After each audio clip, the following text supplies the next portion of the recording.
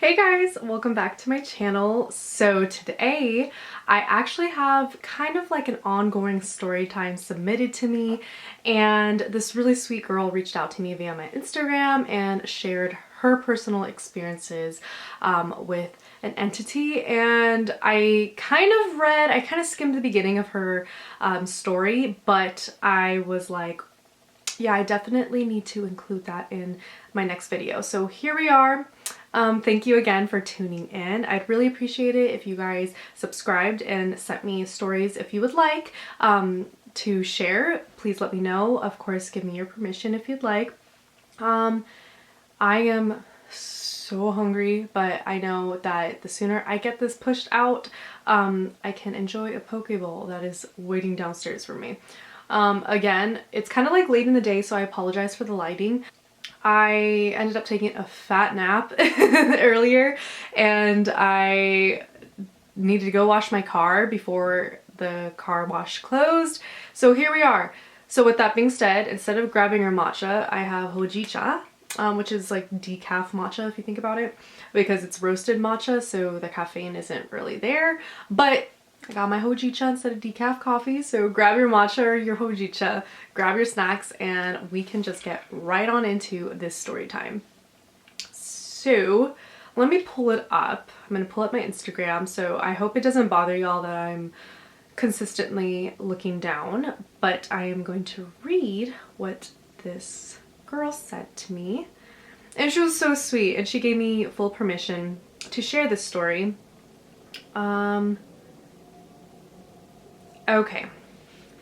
She said, "Hi Alexandra, I've been following your YouTube channel for a few months now and I love it so much. I'm so happy that you're back." And I'm happy to be back. So again, thank you guys so much for the support.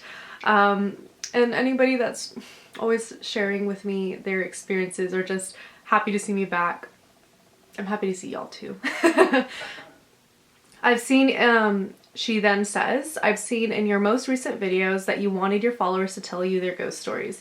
And I have a few I'd like to hear them and or share them." I was like, girl, go right ahead. Send me anything and everything. If y'all don't know, my Instagram is at Tchaikovsky's Swan. That's my favorite composer. So a lot of people are like, what chai? Chai, is that like a latte or something? No, it's actually a composer. And then she says, "In short, I live in a house." Oh my goodness. "In short, I live in a house that has always been haunted, but I've always tried to ignore it.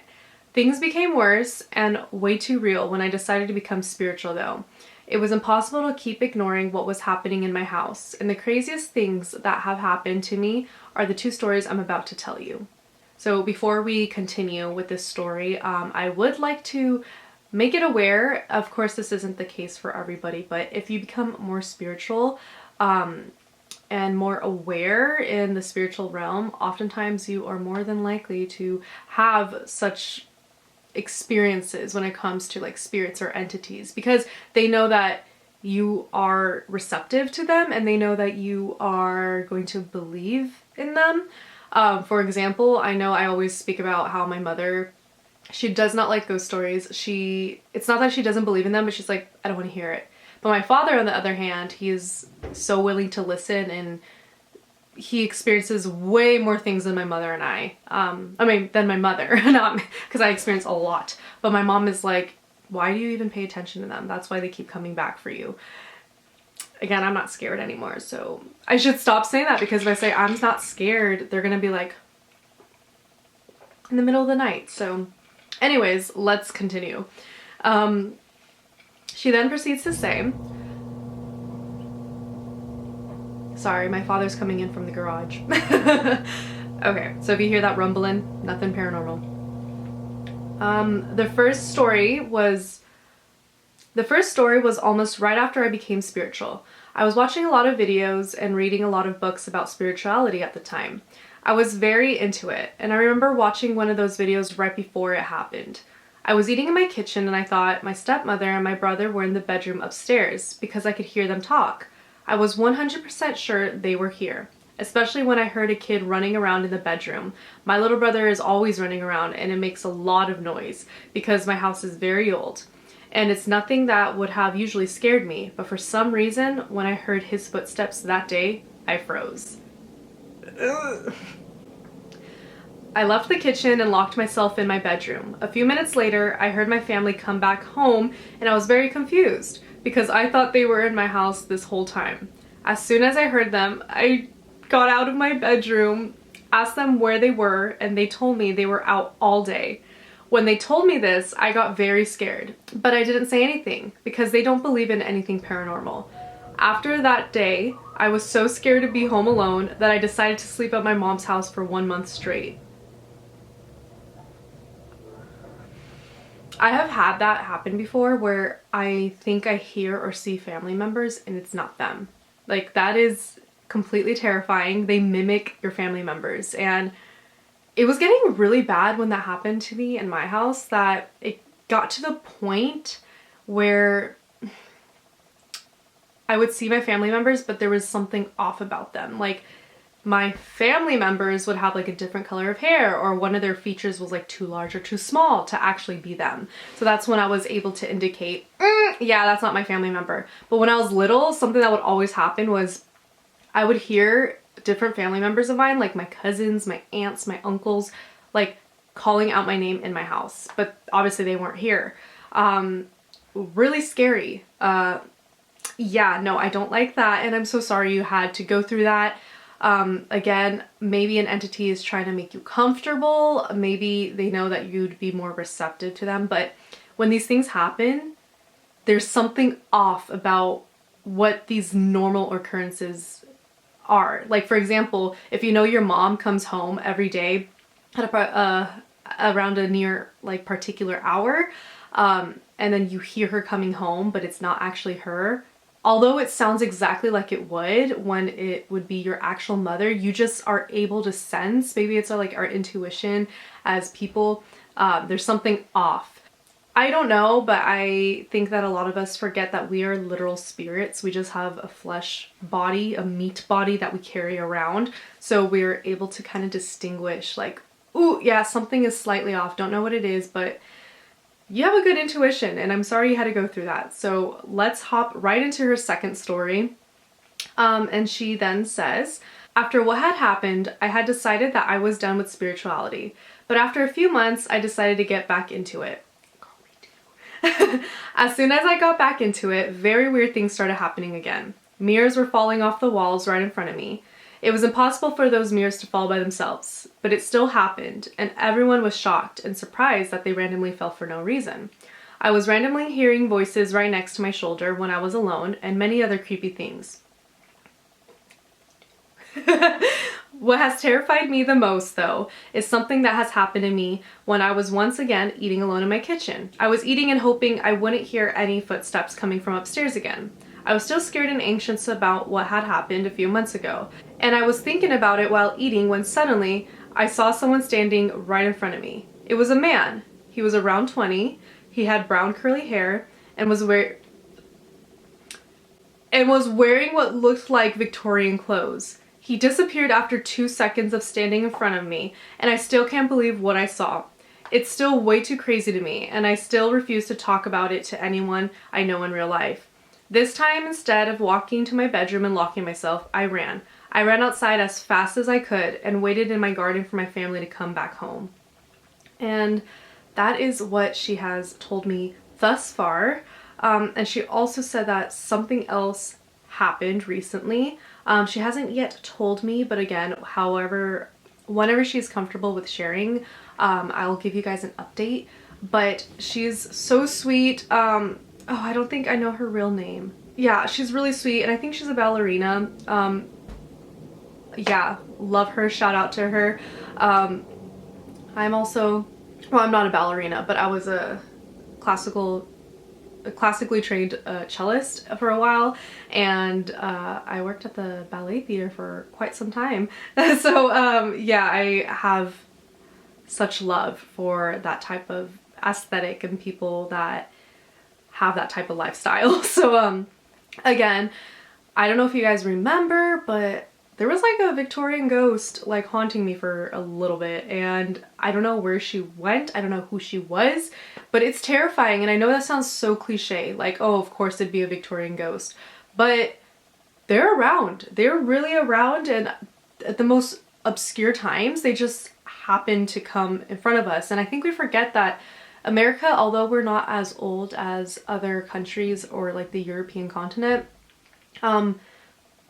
Victorian-esque type of fashions did arrive here, especially like in New York and stuff. So I think it depends on the region. And also a lot of times if there's like a portal nearby, or you kind of have something attached to you, spirits can come from any and everywhere. So I'm sorry you had to experience that. And again, thank you so very much for sharing that with me and for giving me your trust and permission to share with my YouTube channel. I know how scary it is to share things like that and go through them and continue to go through them. But as long as you are secure and safe, that's all that matters. So please do what you can to feel safe. Don't be afraid of spirituality. Again, like, I'm not by any means an expert, but from what I have gathered is, despite opening ourselves up to such a wider breadth of spiritualism and opening ourselves up to these instances, all I would have to say is just remember that you are safe and you are love itself. And as long as you don't allow them to have any type of power over you, everything else will fall accordingly. So do what you can to feel safe, cleanse spiritually, physically, mentally, you know, anything that you can do, just continue to stay grounded. And I also kind of want to share, closing off, some comments that I received under my other YouTube videos. Some people kind of like let me know like their input, or based off of like their culture, what their experiences or traditions are when it comes to like spirituality and like entities and stuff. And I put how I believed like there's a duende in my house, in my little casita. There's like un duendito, like a cute little duende, right? And I love to hear what other people say regarding duendes, because they're not like ghosts, they're like little weird cryptids, honestly. Oh, sorry, I shouldn't say that out loud. Kind of want to share that with you. This subscriber called Katja8 said, wow, I never heard about this. I have a few paranormal experiences. A few years ago, I was in a town with my grandma. Well, she was in church and it was Sunday, and I stay outside waiting for her. Sorry for my bad English. Girl, it's okay. Like, you know another language, like props to you. I make mistakes too, and even though English is my first language, I make mistakes, okay? I'm Mexican and I still can't speak like fluid and fluent Spanish. So don't worry, don't ever apologize for your English. It was winter and a lot of new snow, so it was hard to walk. I was alone at that time, when out of nowhere, a tall man standing behind me. I never saw him before, as I live in a small town. At first, I thought he was homeless and he wanted money for alcohol or drugs, but he just stared at me, and that was all. So I turned away, made 2 steps, and turned back to see if he follows me. At my surprise, he disappeared. I didn't hear him walking on the snow. It's supposed to be a crispy sound. And he couldn't go anywhere in 2 seconds because it's an open area, even if you run. So I don't know who he is, what he wanted. It was so weird and creepy. I remember I was so shocked that I immediately texted my best friend.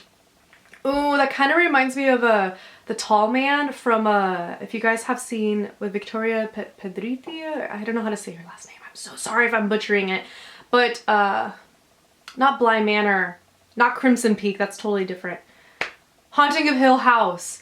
The brother that's unfortunately a drug addict is haunted by this like tall spirit from their childhood home, and he's always like following him and disappearing, and oh god, it kind of reminds me of that. So I don't know, is there a theory or any beliefs surrounding tall spirits, because I know in Japanese culture there's a bunch of like tall spirits as well, and there's one in particular that wears a hat and it's female.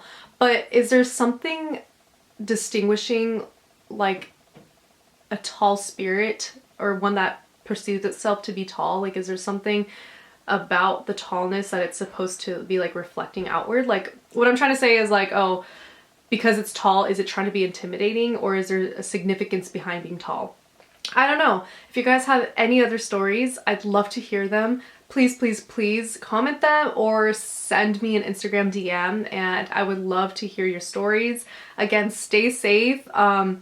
Drink your matcha or hojicha. Trust me, it is so much better than coffee. I made the switch and I'm never going back. I tried having a coffee not too long ago, and my apologies for being a little TMI, but like, yeah, no. So again, thank you guys so much for sharing your stories with me and for watching my videos. If you'd like to continue hearing stories like this, please, please, please feel free to subscribe.